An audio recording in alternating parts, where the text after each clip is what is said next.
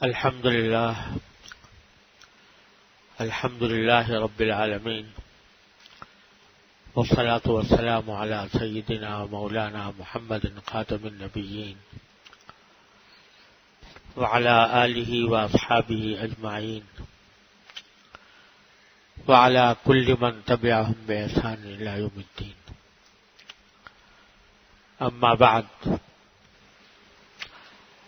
بزرگان محترم اور برادران عزیز، السلام علیکم ورحمۃ اللہ تعالی وبرکاتہ۔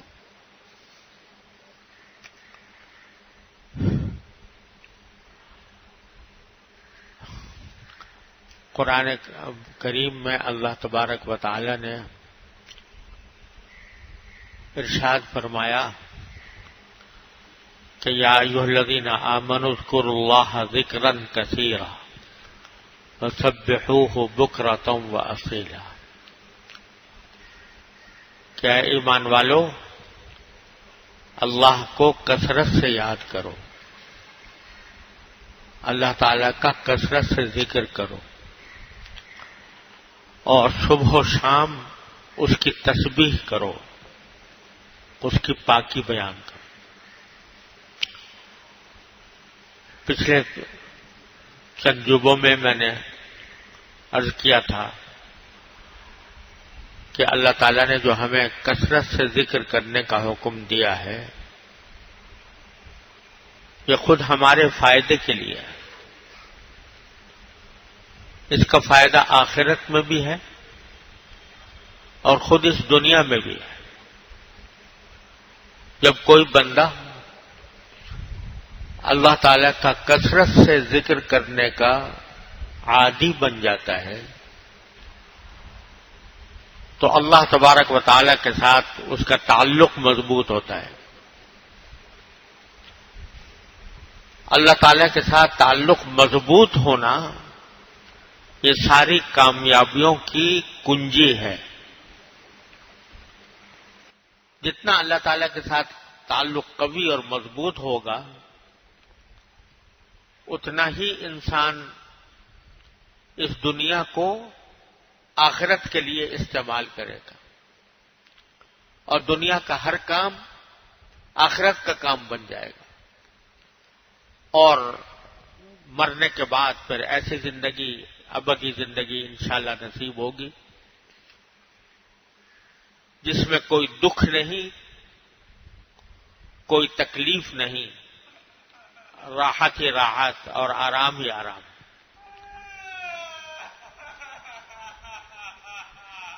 اللہ تعالیٰ اپنے فضل و کرم سے ہم سب کو وہ زندگی عطا فرمائے۔ درود شریف پڑھ دو بھائی، اس کے بعد درود شریف پڑھ دو، نہیں درود شریف پڑھ دو، درود شریف پڑھ دو۔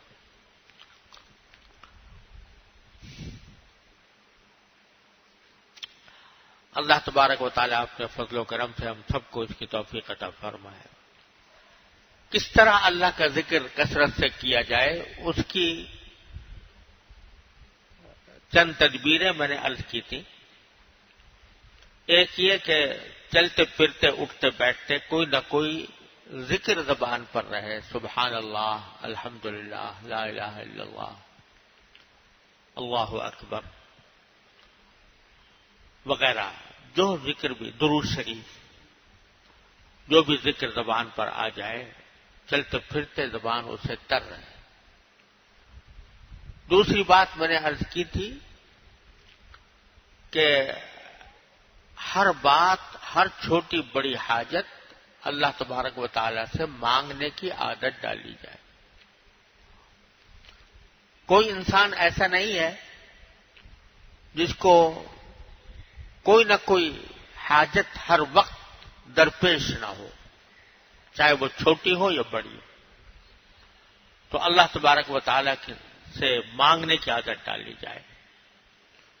میں نے مثال دی تھی کہ یہاں تک کہ باہر نکلے، کہیں جانا ہے، یا اللہ مجھے خیر عافیت کے ساتھ اس منزل تک پہنچا دیجیے، جس مقصد کے جا رہا ہوں، یا اللہ اس میں کامیابی عطا فرما دیجیے، یا اللہ مجھے بھوک لگ رہی ہے، کھانا اچھا کھلا دیجیے، یا اللہ مجھے گرمی لگ رہی ہے، گرمی کا دور کرنے کا سامان پیدا فرما دیجیے، یا اللہ میرے گھر میں بیماری ہے، اپنی رحمت سے اس کو دور فرما دیجیے، یا اللہ میری صحت، مجھے میری صحت کو سلامتی کے ساتھ رکھیے۔ کوئی حاجتوں کا ایک لامتناہی سلسلہ ہے جو انسان کے ساتھ وابستہ رہتا ہے، تو ہر وقت چاہے زبان سے چاہے دل سے اس کو مانگنے کی عادت ڈال لی جائے۔ اللہ تعالی نے دعا کرنے کے لیے کوئی شرط، کوئی قید نہیں لگائی، کوئی خاص شرائط عائد نہیں کی، ہر حالت میں دعا انسان کر سکتا ہے، یہاں تک کہ دل ہی دل میں اللہ تعالیٰ سے مانگ سکتا ہے۔ ہمارے حضرت حکیم الامت مولانا اشرف علی صاحب تھانوی قدس اللہ تعالیٰ سرہ، وہ فرمایا کرتے تھے کہ جب کوئی شخص مجھ سے ملتا ہے اور بعض اوقات یہ کہتا ہے کہ مجھے آپ سے کچھ پوچھنا ہے، تو الحمدللہ کبھی اس پہ تخلف نہیں ہوتا کہ تھوڑی دیر کے لیے دل میں اللہ تعالیٰ سے یہ دعا کرتا ہوں، یا اللہ پتہ نہیں یہ کیا سوال کرے گا، اس کا صحیح جواب میرے دل میں ڈال دیجیے۔ فوراً دل ہی دل میں اللہ تعالیٰ سے مانگ لیتا۔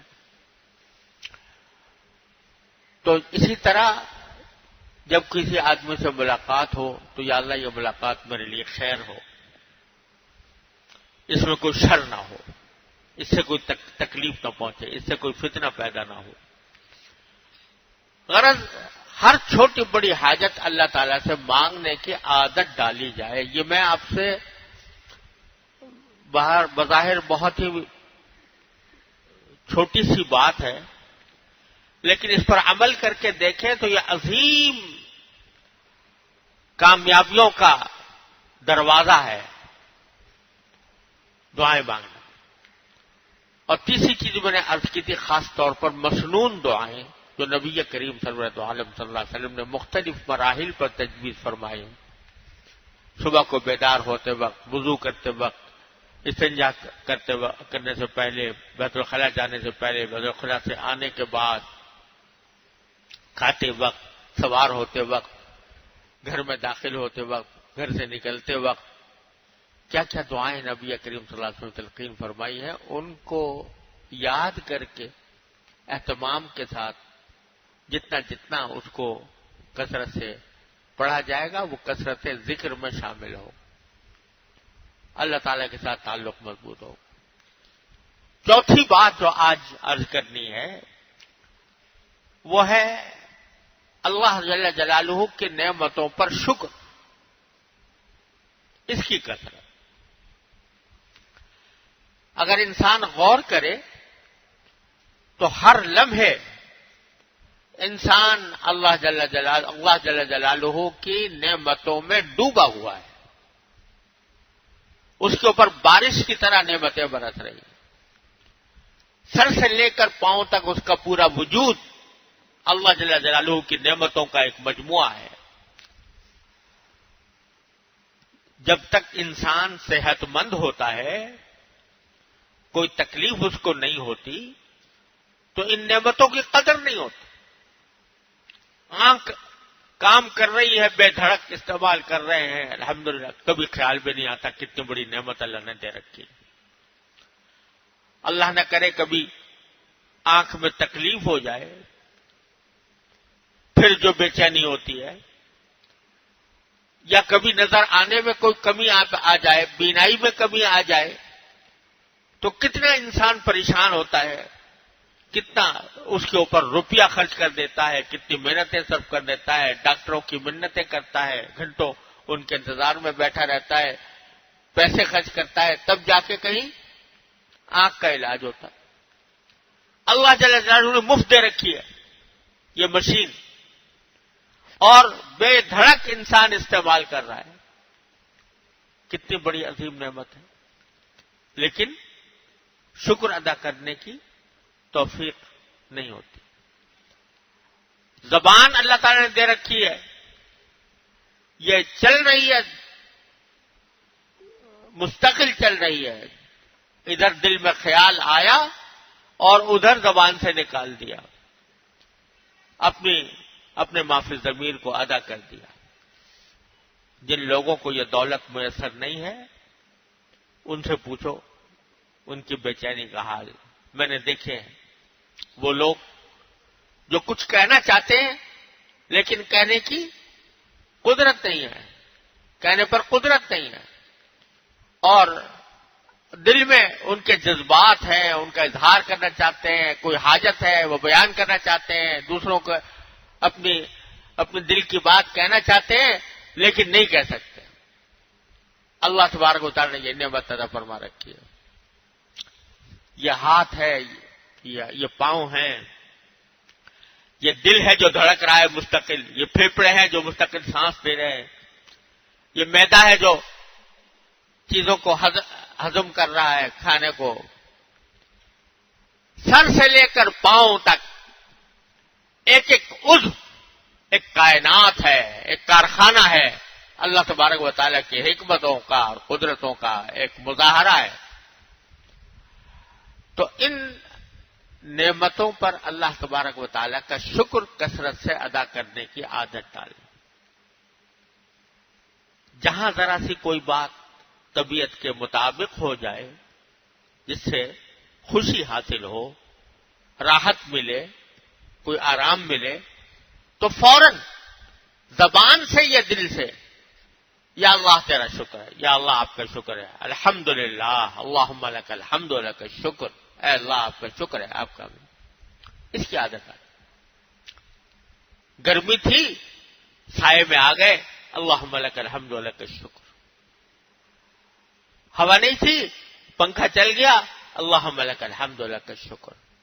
ٹھنڈک حاصل ہو گئی، اللہم لک الحمد لک الشکر۔ کھانا سامنے آیا، اللہم لک الحمد لک الشکر۔ اچھا ہے، لذیذ ہے، اللہم لک الحمد لک الشکر۔ کھانے کی توفیق ہو گئی، اللہم لک الحمد لک الشکر۔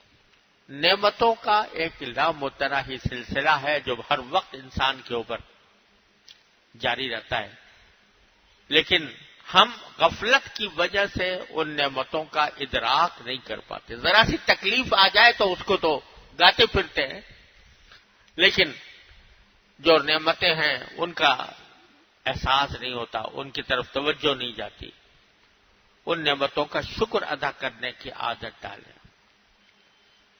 اللہ تبارک و تعالیٰ نے شکر گزار بندے کو بہت پسند فرماتے ہیں۔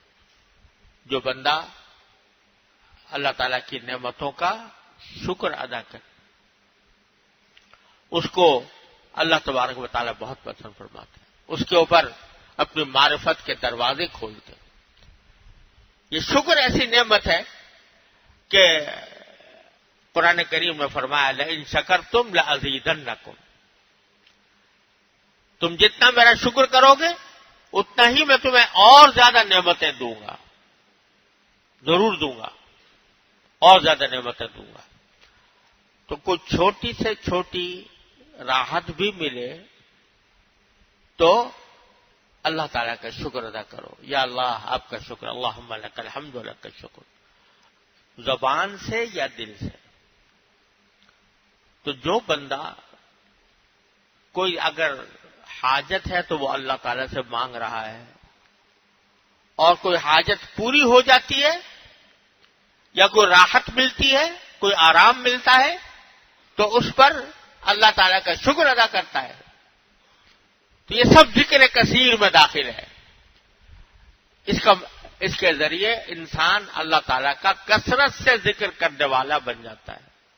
چلتے پھرتے زبان پر کوئی نہ کوئی کلمہ ذکر کا ہے، جب وقت آتا ہے کسی مسنون دعا کا تو مسنون دعا پڑھتا ہے، جب کوئی حاجت پیش آتی ہے تو اللہ تعالیٰ ہی سے مانگتا ہے، ایاک نعبد و ایاک نستعین، ہم آپ ہی کی عبادت کرتے ہیں، آپ ہی سے مانگتے ہیں۔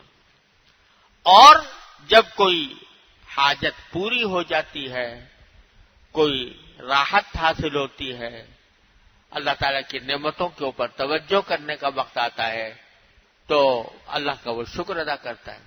جو بندہ یہ کام کر رہا ہے تو اس کی ساری زندگی ذکر کثیر میں لگ گئی، اللہ تعالیٰ کے کثرت سے ذکر کرنے میں لگ گئی، اور خاص طور پر یہ شکر کی نعمت میں نے آخر میں جو ذکر کی ہے، اس کی کچھ اللہ نے توفیق دی تو پھر دوسری کسی مجلس میں بھی عرض کروں گا مزید، کیونکہ یہ بڑی عظیم دولت ہے جس بندے کو میسر آ جائے کثرت سے اللہ تعالیٰ کے شکر کرنے کی، اور ناشکری بہت بڑی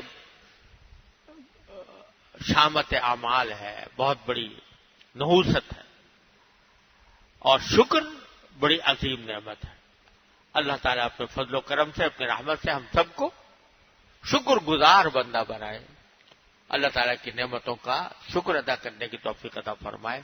کیا اس کے فوائد ہیں اور کیا اس کے نتائج ہیں، اللہ نے توفیق دی تو پھر کسی اور جمعہ میں انج کروں گا، کیونکہ وقت ختم ہو چکا ہے۔ آج ٹریفک کی زیادتی کی وجہ سے مجھے پہنچنے میں دیر ہوئی۔ جزاکم اللہ تعالیٰ اپنی رحمت سے جو کچھ عرض کیا ہے اس پر مجھے بھی عمل کرنے کی توفیق عطا فرمائے، آپ کو بھی عمل کی توفیق عطا فرمائے۔ وآخر دعوانا الحمدللہ رب